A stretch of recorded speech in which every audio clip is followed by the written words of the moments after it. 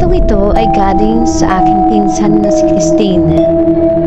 Si Christine ay mahilig makipag-penpal, highball, at video call sa mga lalaking nakikilala niya. Ngunit may isang pangyayari na hindi niya inaasahan. Simulan na natin ang storya.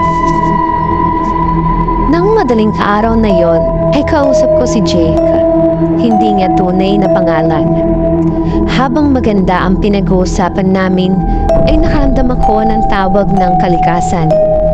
Kaya't nagmadali akong bumaba. Nakapatay na ang lahat ng ilaw sa buong bahay dahil tulog na ang lahat ng tao. Tanging ang liwanag lamang sa aking cellphone ang ginamit ko pambaybay papunta sa banyo. Hindi ko na rin binuksan ang ilaw sa banyo dahil sanay naman na ako at busy ako sa pakikipag-usap kay Jake. Sa gitna ng aming pag-uusap, bigla na lang siyang huminto. "Nasaan ka?" tanong niya. "Nasa banyo ako, bakit?" Sagot ko naman. "Umakit ka na, umalis ka na dyan."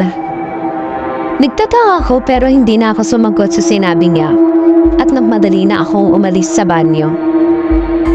Pagkaiga ko sa kama, tinanong ko agad siya, "Bakit mo ba ako pinagmamadali?" Kasi may narinig akong batang umiiyak.